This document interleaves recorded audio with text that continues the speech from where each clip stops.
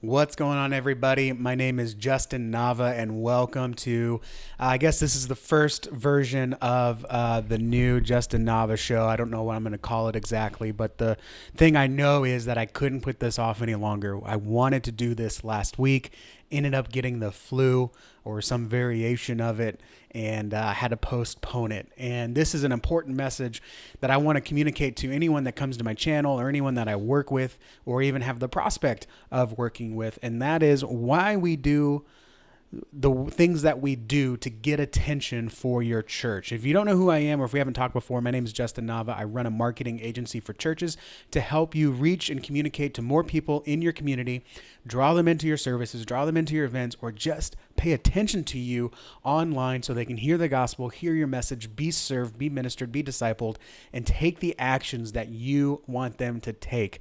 I'm here because I want to see in my lifetime 1 million churches become the cornerstone of their community. We used to live in a time and place, and granted, I am speaking predominantly to American churches and American pastors when I say this.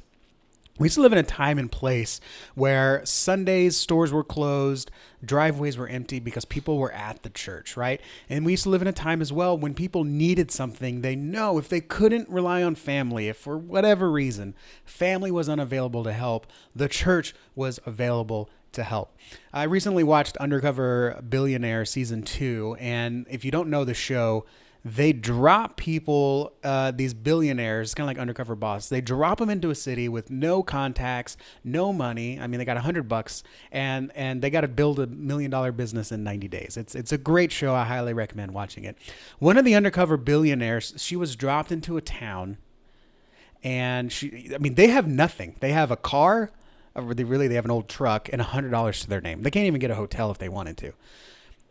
So one of the undercover billionaire ladies was dropped into a town, and the first thing she said was, I need a place to sleep and I need some sustenance. And growing up, I know the church was always there, so I'm going to go find a local church and find some support there. And thank God she found a church, talked to the pastor, and the pastor was like, I'll hook you up, right?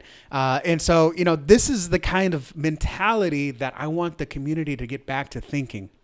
We've relied on schools too much to teach our kids. We've relied on the government too much to support our families, to find our housing, to put food on our table. We've relied on other means of other people to do things for us when it should be the family. And if not the family, it should be the church. And I think the way we get back to the family is to bring the church back into the picture. Now, for whatever reason, the church has been relegated in the community that we're in. And when I say community, I could be talking about your neighborhood, your city, or just a group of people. Most of churches and pastors listening to this, your community is really a group of people within your city. God's uniquely equipped you to uniquely reach a unique group of people. If that was not true, then there would only be one church in every town, and every pastor would be working at that one church. But we plant new churches every year, and we exist as separate churches, not because we're fighting over resources and one of us thinks that we might do things better than the other, although that's true in the case of false prophets. But most of the time, we're not competing for resources. We're utilizing the gifts that we've been given and called to give in our unique bodies to uniquely reach a unique group of people. That's why you have your own church. That's why there's another church down the street. That's why we have Spanish-speaking churches, black churches, diverse churches, blue-collar churches, white-collar churches, well-off churches. We've got a whole bunch of we've got a whole slew of different kinds of churches because each one is uniquely equipped to uniquely reach a unique group of people. But it's not enough just to exist. It's not enough just to exist and be around anymore, right? Because the church is not the first thing on someone's minds. Not only that, many people have an improper image of what the church is in their mind. And so just because you exist, people may have an improper representation of what you are or who you're supposed to do in your mind. Some people might see your church. You may have the best church. You're discipling people. You're baptizing every week. You've got the best primo church. You are doing God's calling, and God's calling is blessing your city and your community. But someone moves in and says, I went to church with my grandma before. I was shushed, slapped on the hand, and bored out of my mind. There's a church over there. Great. That's not for me, right? Even though you're totally different.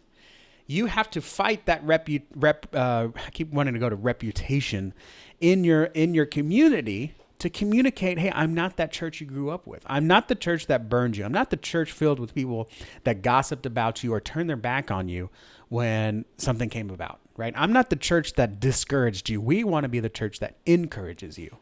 So if you are uniquely equipped to uniquely reach a unique group of people, then how do you communicate that to the community? You have to be willing to do whatever it takes to communicate your vision, mission, goals, values, culture, people, the way you do church, what you want people to do, how you serve, how you disciple, how you minister. You have to be willing to communicate that to the community. It's not enough just to say what most churches say.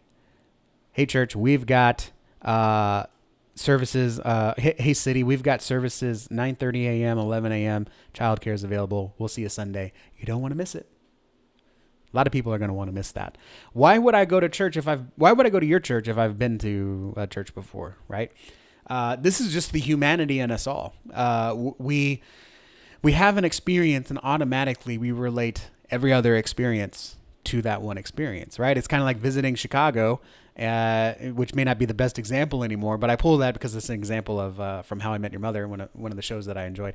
I visited that town, Chicago, and it was raining that day, and I just have this negative impression of that town ever since then. And it through no fault of their own, it was just raining, right? And so through no fault of your own, people may have an improper representation of your church in their head that you have to fight against. Not only that, we live in a noisy time.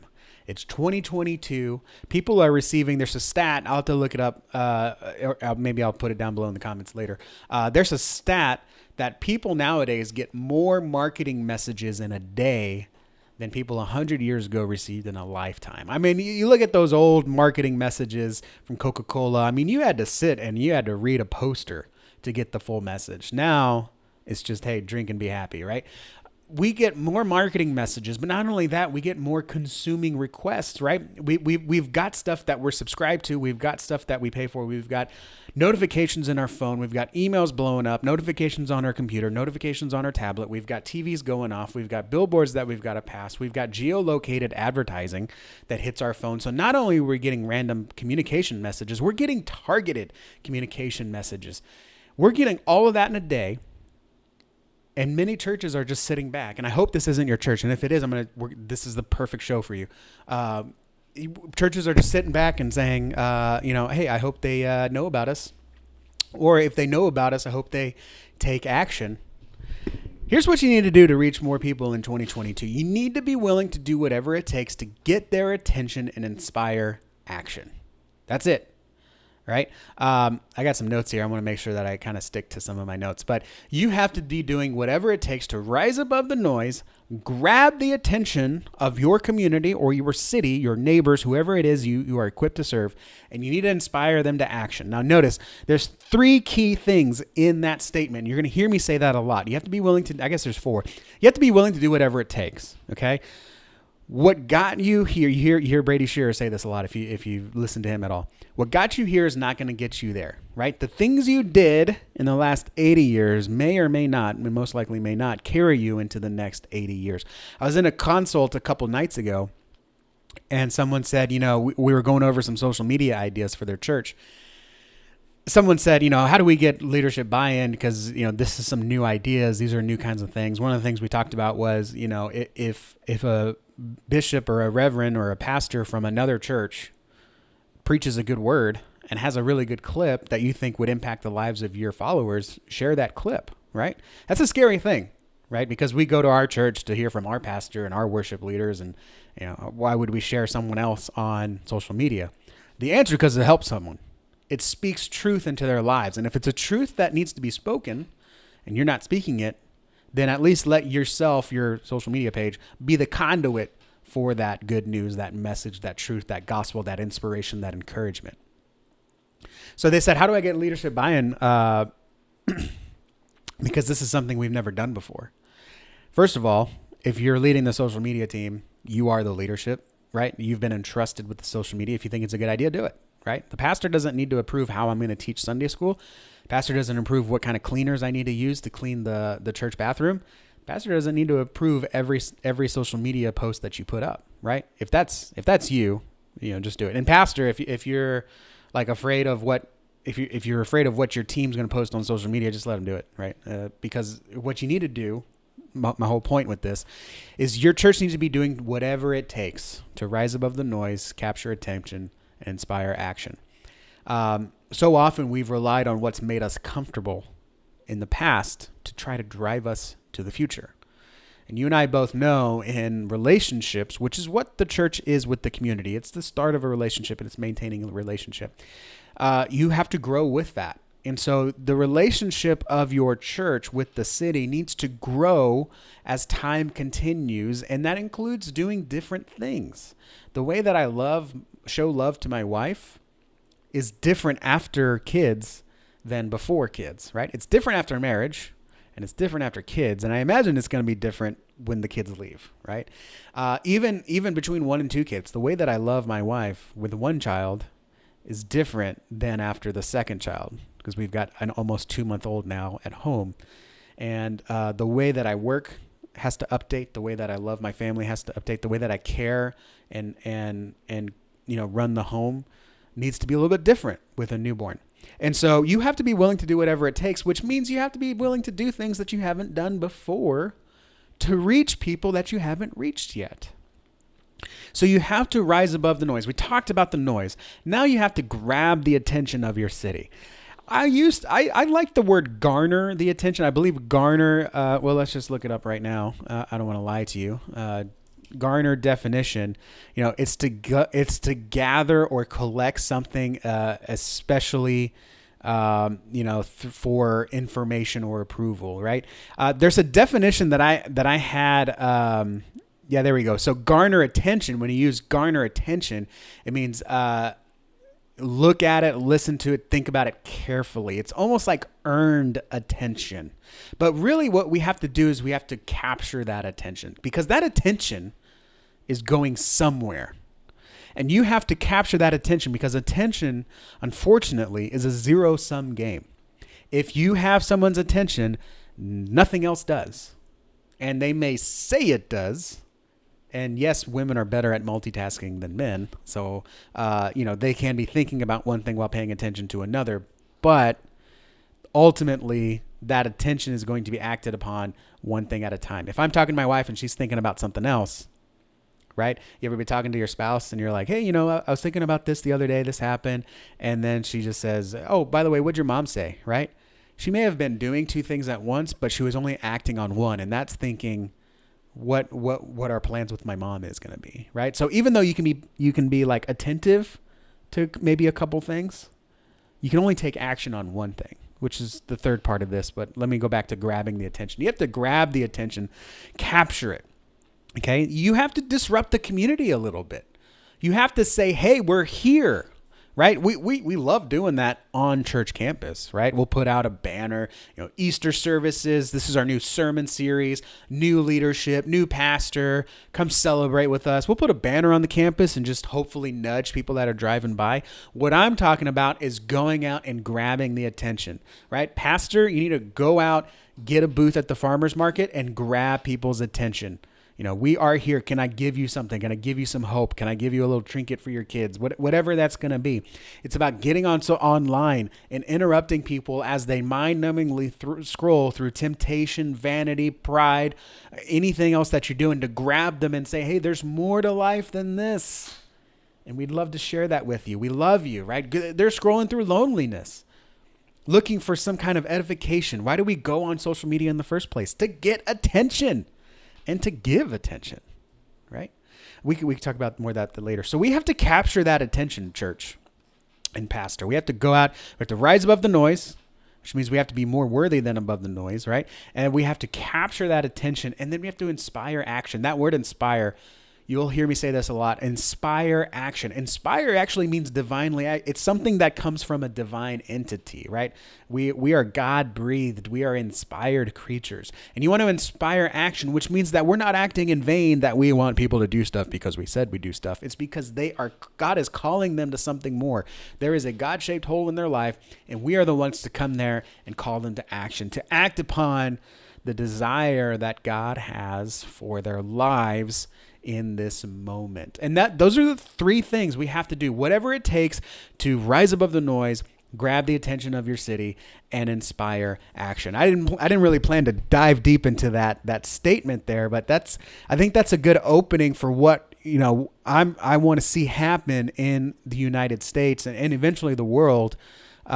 People will tell me, hey Justin, I'm gonna take a sip here. That's good coffee. People will tell me, a million churches, dude. There's like 330,000 churches in America right now. 4,000 are planted every year. 90% or something. I can't remember the number. Only a few hundred church plants survive, and even fewer after 5 years. I don't know how God's going to do it. Whether it's through micro church or adding the VR church, I'm not sure how it's going to work. But I strongly believe and have faith that in my lifetime, there will be a million churches. And what I want to do is help that million become the cornerstone of their community. Meaning, if I am a single man, I know the church that's going to help me through whatever battles, temptations, and struggles I have as a single man. If I'm a blue collar worker, I'm struggling to put food on the table. I've got multiple kids. I'm dealing with their public school education. My wife can't work and I can barely pay the bills. I know that if there's an emergency, this church will help me. It may not be the same church as that single man, but there is a church that can help me. I'll say it again, you are uniquely equipped to uniquely reach a unique group of people, and that people is your community, and you are called to serve them. So what does it mean to do whatever it takes, right? Like we talk about, okay, rise above the noise, grab the attention, inspire action. Okay, but what does that actually look like? I believe it involves three things. And if you want to talk about it more, this is kind of where I can't go one to many. This really has to be a one-to-one discussion. You can go to my website, give me a call or schedule an appointment. We can talk about what that looks like. But there's three foundational things that we do at my agency that really serves as the catalyst to reach those people in your community. Number one, we've got to build you a foundation, right? We've got to build you a church home. You've got a physical church home, but it's landlocked, right? It's only available in one place. If you're not in that place, you're not involved in that place. And remember, the name of the game is to rise above the noise and capture attention. Can't capture attention and inspire action if they're not in your building. So what we've got to do is what God's given us. He's given us free attention online, right? On our phones, on our devices, on social media, through text, through email, all that stuff. So, one thing we've got to do is build a foundational church home for you to exist online. And I'm not talking about starting an online church. I'm not talking about that at all. In fact, maybe that'll be episode 2. I don't really believe on online churches. So half the people probably turn this off, and that's fine. So what you have to do is you have to be willing to do whatever it takes. So you have to kind of have that foundation for people to come to no matter where they are. The way that looks like is it basically looks like two things. Number one, it's your branding, which is how people will perceive you. What do you want them to know about you? How do you want them to feel about you? And how do you want them to think and talk about you, right? Those three things are kind of the essence of branding. And in order to do that, you have to kind of know, how do we represent ourselves in a way that's unique to us, right? I don't want to look at your website and not know which church you are other than you have a different location and different services. I want to know what's unique about you, your ministries, your pastor, your leadership, your culture, the way you do things, right? Every church is unique. We need to start displaying that. And we do that through our branding and our website. We start with that. Number 2, we look at your discoverability. Okay. This is not a sales pitch. I'm just telling you the things that you need to be thinking about as you go out rise above the noise, capture the attention, and inspire action. You need to be discoverable, right? People are going to hear about you. The more you go out and do whatever it takes to get that attention, people are going to talk about you. People are going to be interested about you, and you need to be discoverable. If I search for Baptist churches, maybe I don't remember your name is Bethel, but I remember you were a Baptist church. I want to go and search Baptist churches. I want to be able to find you. I don't want to have to go through 7 pages of Google. If you're not in the top first half of Google, you don't exist, which means you might as well not even have a church building at this point, comparing it to online. If I want to go find you, I need to be able to find you, right? I mean, we know how important it is to have good signage and good curb appeal so people can say, that's the church, right? There needs to be a way to discover you online, and there's a couple ways to do that. And then number 3 is you've got to have a promotional strategy. You can't just say, I want to do this. I hope it works, right? You've got to have a reliable, repeatable, dependable, and duplicatable promotional strategy to go out and reach those people to compel them to take action. Okay, so that's what my agency does. Pastor, you've got internal communications. Church leader, you've got internal communications. You've got bulletins, emails, texts, phone calls. You've got scheduling to do, and then you've got all your regular ministry, sermon planning, content planning, all that good stuff, to plan out. What we do is we focus on the external, so you can focus on the internal. Because Pastor, we'll talk about this maybe a little bit at a different episode, but every minute you're behind a computer screen trying to figure this out, you're not in front of people. And I'd want you in front of people, not behind a computer screen. So that's kind of the 3 core things. But really what I want to talk about today, and, if you clicked on this from the thumbnail, really what it takes, when I talk about doing whatever it takes, I'm talking about your church, and especially you, Pastor. You need to be outrageous, unreasonable, and relentless. And those words may be outrageous. You don't hear the words unreasonable and relentless when it comes to church leadership. And honestly, that's why a lot of churches, those 2 key things, being unreasonable and relentless, those not having those qualities, is why no one knows about your church, except for the 70 to 150 people that go to your church, right?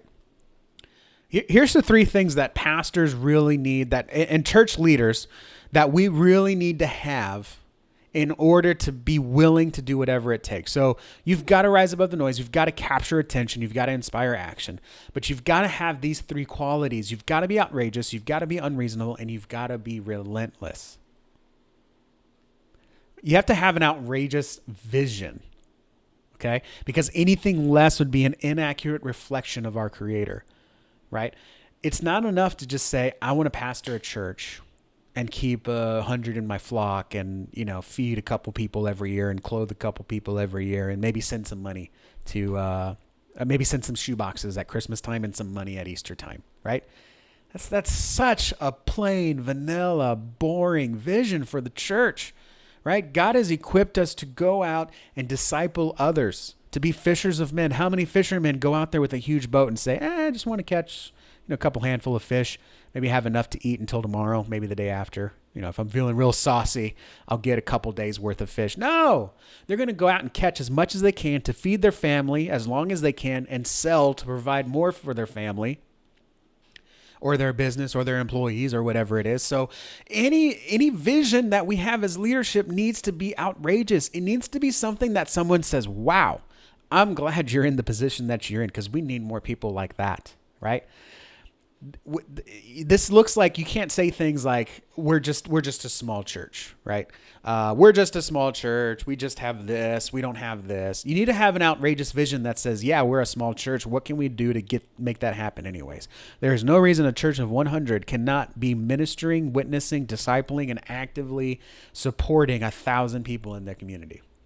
Right? And I'm not talking about you give a couple grand to Annie Armstrong, or you give a couple grand to as a co-op to go help educate kids in Kenya. I'm talking about there are neighbors that can rely on your church, that know that your church provides hope, provides faith healing, provides purpose, provides support. If you have divorce care in your church, every woman in your city or in your community needs to know about that divorce care and needs to be actively invited to divorce care multiple times. We'll get to that in a second. So you have to have an outrageous vision. When I would start a divorce care ministry, we'll just keep on that example. I don't want to say I've got spots for 10 women, right? Or 10 guys. Maybe it's a men's ministry, divorce care. I mean, it could be either one. I've got spots for 10 folks, right? So I just want to get 10 people. My vision for the divorce ministry would say, I want every divorced person here in the city. I want every divorced person here every other Wednesday night so that they can hear the good news of the gospel and live life with purpose beyond a shattered, fallen apart marriage, because I know they're not living it right now. I want to have the problem of I've got a spot for 10 people. I want to have so many people come into this ministry that I've got to beg pastor for a bigger meeting spot. Maybe take over the sanctuary on Wednesdays. How crazy would that be, right?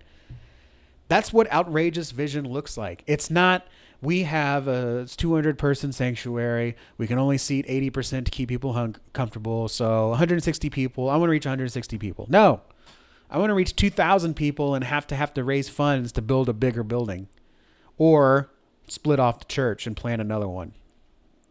That's what we have to have. Anything less is an inaccurate reflection of God, the God who built the universe in 6 days. The God who died and came back to life, brought other people back to life, right? The God that flooded the whole planet and decided, hey, let's keep humanity around. Like these are outrageous things. If you tell people this, like that's outrageous, right? The God that's going to come back. I mean, Revelation's the crazy, outrageous things inside of there. We have an outrageous God, right? We have a God that said, I am sending you to hell. But you know what? Or not, I'm saying I am allowing you the choice to choose for yourself, and you're not good enough to be with me. But instead of just giving you an automatic ticket, I'm going to pay the price myself. The judge, I love that analogy. The judge is paying the fine and has paid the fine. How outrageous is that? We serve an outrageous God. So anything less than an outrageous vision, it isn't worth having, right? Now, God gives visions. I understand that. God gives the vision and the direction of the church. And I believe he gives outrageous visions. And anything less than that is us talking his vision down. You also need to have an unreasonable faith because God works unreasonably. Talked about that a little bit before. He's raised people from the dead, himself from the dead. He's performed countless miracles. He's looked at someone like me, an idiot, and said, I'm going to have you do greater things than just be a musician, which is what that degree is back there. He works unreasonable. I mean, we've got churches that have seen unreasonable healing, a healing of marriages, healing of mental health, healing of physical ailments. We've got clients that have seen just things come, amazing stories of health healing, of financial healing, of restoring, of gang members that are protecting the church and now serving in that are harassing the church and now protecting the church. We've seen amazing, unreasonable. If you ask someone, if you go to the judge and say, hey, judge, I know I'm guilty of 3 counts of theft and it's a $2,000 fine and 30 days in jail. Do you mind doing that for me? Right? 45 days in jail, right? It's unreasonable how God acts. It's so unreasonable that with all the evidence we have of a creator and a loving God that people refuse to believe it because it's so unreasonable. So we need to have unreasonable faith that whatever we do, when we do whatever it takes, that God will work through those things. And then lastly, we need to be relentless in the pursuit of our calling. Right? You, pastor, you, church leader, need to be relentless in the pursuit of your calling because anything less than relentless would not make a good and faithful servant. Let me say that again. You need to be relentless in the pursuit of your calling because anything less would not make a good and faithful servant. We all want to stand at the end and God says, well done, good and faithful servant. That includes being relentless. Remember my divorce care story from before, an analogy, whatever you want to call it? It would be unreasonable. It would be outrageous for me to say, I want to see every divorced person in this divorce care ministry. It would be unreasonable for me to say, I'm going to contact every divorced person in this church, in this city, and invite them here. Somehow I'm going to contact them. It would be relentless for me to contact them more than once. And that's what it takes. Because how many people have you led to salvation that you had to have the conversation more than once? How many times did you have to invite someone to church more than once to actually get them to church? More than once. How many times do you have to tell your spouse and kids that you love them? You will gladly tell them more than once. It takes a relentless pursuit of our calling to see that outrageous vision happen. I don't think a single pastor watching this or listening to this will say, you know what, I invited someone to church and they said no, and I'm not going to ever invite them again. That's what I mean when I say relentless. A lot of people think relentless means like, oh, you have to be abusive and aggressive. No, you just have to not quit. You just have to not stop. I think a lot of pastors are relentless, but they have a very timid spirit. I can understand a meek spirit, but a very timid spirit. If you are a timid spirited person, pastorship is not your calling, I think. I think maybe you had a lion of a spirit before, and maybe it's become timid over time as we've retreated away from being the center of attention and maybe realized we can't please everyone. And if you have a timid spirit, we can return that back to a lion. And that starts by being outrageous, unreasonable, and relentless.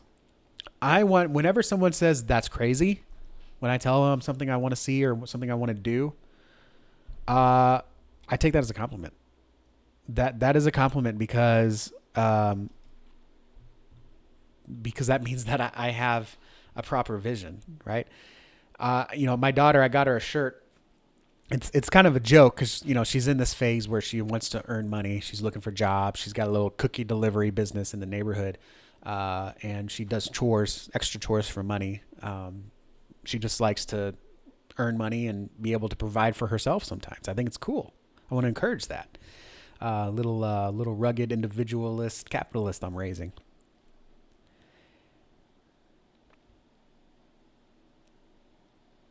I want to make sure that she has lofty goals, outrageous goals. So I bought her a shirt. It's from Grant Cardone. It says "Billionaire in the Making." Billionaire in the making. So first of all, bite inflation aside, she said, "Why didn't you get yourself a shirt?" And I said, "Baby, I'm just trying to be a millionaire for the family. You can be the billionaire, right?" It's outrageous to want to raise my daughter to be a billionaire. It is unreasonable, really, according to my family, because my family came from Mexico, and my dad was the first to go to public school. I was the first to go to a good public school, and my daughter is the first to go to private school. And so, as we age, as we go through our generations of our young American family, relative, there are certain things that I want for my daughter that I didn't get to have, and there are certain things that I have that my dad didn't get to have. And there are certainly things that he had that his parents didn't get to have. So I'm saying all this because when someone says that it is unreasonable for me to want to raise my daughter to strive for those big, lofty goals, that's a compliment. Because the last thing I want to do is have my daughter strive for mediocrity. And, there's a saying I like to, when I coach people, I say, how, for the example, website visitors or something. I say, how many website visitors do you want a month? How many people do you want watching your sermons every month? Like new people. I say 100 people. I say, great. Okay, we're going to shoot for 1,000. Why? We don't even know 1,000 people that would watch our sermon. I said, that's fine. I said, we'll shoot for 1,000. We'll get about 20% of that maybe. If we fall short, hey, we've got 200 now. Whereas if we just shoot for 100 and we nail 20%, then we've only gotten you 20, right? If I'm going to feed 100 people through my church's food pantry, then I'm going to try to reach 1,000 because I want to have the problem of I need more food to feed these other extra people rather than have extra food that sits and go bad. I hate that, man. I've seen farmers markets like drop off leftover food to churches with food pantries, and They do a poor job of promoting it, including being fearful that they'll run out of food. And what ends up happening is that food spoils because they don't have enough people to come and take all the food, right? I hate that. I'd rather have the opposite problem. I'd rather you have the opposite problem as well. So you've got to be outrageous. You've got to be unreasonable, and you've got to be relentless in the pursuit of your outrageous vision with your unreasonable faith. Those are the three things it takes to reach people in 2022. Because people that were raised in the 80s, 90s, 70s, 80s, 90s, and the aughts, and now the 10s, gosh, we're in 2022, right? People that were born in 2010 are 12 years old now. That's crazy. They're on to the church's ways. They know when we say, hey, you're invited to the potluck, you don't want to miss it. They know I do want to miss it, right? We've got to work our message. Why your potluck in your city? Let's just using an example. I mean, I'm Baptist. Everything has food. Why in your city? Why at this moment? We need that messaging. We need that outrageous, like, what is this potluck going to do for the city, right? It's going to help us connect with people. It's going to help us meet new people. It's going to help us meet people just like us, just like you. So you're no longer lonely. And when you're not lonely, your heart opens up. When your heart opens up, God can work in there. And that's kind of, you don't want to say that, hey, come to our potluck so God can work in your life. But there's some steps in the middle that we would communicate for you. But when you have that vision of, what is this going to do for people? Who do I need to reach? And what do I need to do to get in their face and tell them Christ loves them without getting a megaphone and going out and shouting in their face in the Walmart parking lot, right? There are new ways to reach people, but it has to come back to this unreasonableness. When I tell churches, hey, I want to put your message in front of the same person 7 times in 7 different ways, many times I'm met with, that's unreasonable. That would bother me. Well, yeah, I know it would bother you because you're already coming. It would bother you because you're already thinking about the church. So often we forget, especially committee members, we forget what it's like to not care about the church and not care about the things of the church, right? I love, you can see behind me, I've got Iron Man. I like Marvel a little less nowadays than I used to, but, Marvel, was kind of my bag. Anytime, Moon Knight billboard. Then Moon Knight is a new TV show, Marvel TV show. I see the billboard. I get the social media ads. They show up in YouTube. I get email notifications. New Moon Knight is out. I get a notification from the game that I play. I see a TV commercial. Do you think I'm not going to watch Moon Knight because I've seen it now 5 times just today? No, I'm going to watch it because I love it, right? And me being all this between my wife's notifications, my baby's notifications, my daughter's notifications, my phone notifications, things I see on TV, the emails that I get for work. If you just interrupt my day 3 times as the church, guess what? I've probably thought of you 0 times. You have to be relentless. You have to be relentless in saying, I want this many people to come. Doesn't mean I'm going to ask that many people. I'm going to ask 10 times that many people.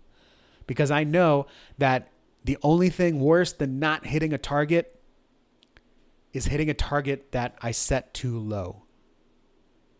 That's the problem, right? We don't want to work just to earn a paycheck that pays our bills. We want to have some cushion because there will be emergencies. There will be unforeseen circumstances. We want to have that cushion, right? So we don't work just for a paycheck. We want to work for our purpose. And to run this family, we need to have some cushion. To run your family, you can't just make ends meet. You've got to have some cushion. Because there may come a time where your mom needs help, your dad needs help, your kids need extra help. And to be a good dad, I believe you have to be willing to address that extra need. And so in the church, we need to be willing to address extra people. If we can only house 10, I'm going to invite 100. I'm going to invite 100 7 times. I'm going to make sure they know what they're not coming to before they say, oh, I'd rather say I heard about that and I decided not to go rather than I heard about that and I forgot about it, or I didn't even hear about that. It's about communicating the right message to the right people in the right way. And to do that, you have to be doing whatever it takes to rise above the noise, grab the attention of your community, and inspire action. That is what it means to have an outrageous vision, unreasonable faith, and a relentless pursuit in your calling, because anything else would not make a good and faithful servant. That's what we're going to be talking about here. In the YouTube This isn't going to be a high, flashy, graphics and GIFs and video clips. I've done that before, and it's fine. It's fun. It gets a lot of traction. What I want this channel or this podcast, wherever you're watching this, listening to this, I think it'll go out everywhere. What I want this to be is an open, honest conversation with yourself. You can call me your guide or the little worm in your ear or the Yoda, whatever you want to call me. What I want to do is I want to get you thinking. I want to get you out of your mental comfort zone and thinking, what am I missing and how do I recover it? And if you're missing attention, how do you capture that attention? If you're missing a good message, how do you get that message out to your community? Maybe you have a good message, you just don't know how to communicate it, right? How many times, guys, I know this for us, how many times do we want to express our love to our spouses and our wives, and we just miss the mark? And she takes it the wrong way. And then like the next day you're like, oh, I could have said that so much better, right? That's what I'm here to do. I want to shake you up as I shake the desk that shakes the camera.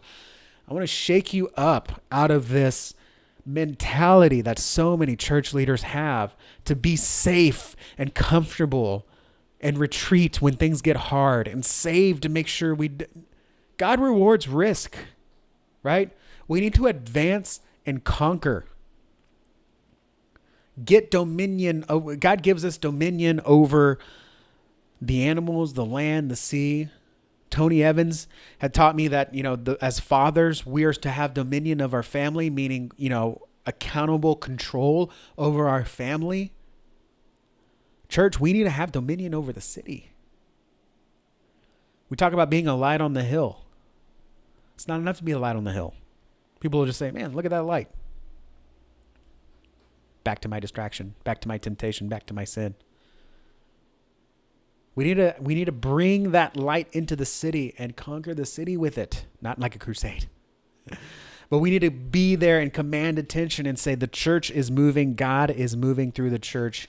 Here's your invitation to be a part of that, to be a part of the kingdom, to be a part of the discipleship, to be a part of the movement, to be a part of this outrageous vision and unreasonable faith. That is what God is calling us to do. And the last thing I want for you, Pastor, is to think that you're being a good and faithful servant when really you're just being good enough. God's called us more to that. We serve an outrageous God. We serve an unreasonable God. And thank him. He's relentless too, because he chases us down multiple times. How many stories and testimonies do we have in our own churches that God spoke to me and I said no, and he spoke again and I said no, and he spoke again, and then he acted to get my attention. In the same way that he pursues us, we need to pursue our city. And if you say, well, my city's just not interested in me, I don't care. Your interest in your city is more important than their interest in you. And it's our job to act along our calling. And multiple churches in the city can be acting in the same way, and no one's going to step on each other's toes.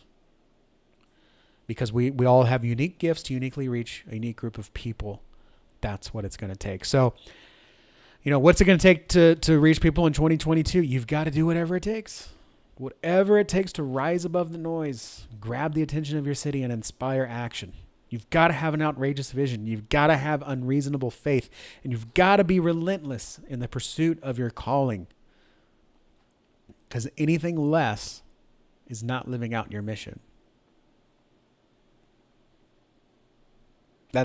That's all I can say here. There's a lot more that we can talk to. I had another thing here that I wanted to talk about, bringing people to church, and we'll hit it. We'll hit it next week. If you're watching this on YouTube, like, subscribe down below, all the usual stuff. If you're watching on Facebook or Rumble or wherever the podcast, subscribe wherever you are located so you can get this. Pushing them out every Wednesday. And again, this is a time to be inspired to action. This is a time to take action. It's not enough just to think about it. It's not even enough just to pray about it. Act. You have to act. Jesus didn't just pray, Lazarus, get up. He told him. He acted on it. Action is what it takes in our churches to see the mission and vision fulfilled. You have to act. So whatever's on your head, if you don't know what it's going to take, if you're like, I need what it's going to take and I don't have it within me, that's why I'm here. That's why my agency is here standing by. You can go to my website, justinnava.com, JUSTINNAVA.com. You can call us right there. Or you can schedule an appointment and we can go into what it looks like to capture the attention of your community, to have something that people will look at and say, I want to go to there. That's a whole nother conversation. You don't need a website that someone says, that's a pretty website. You need a website that says, I need that. How do I get it? What do I have to do to go? That's what you need. And that's what we do. So thank you guys. Like and subscribe wherever you're at. And I will see you again next week.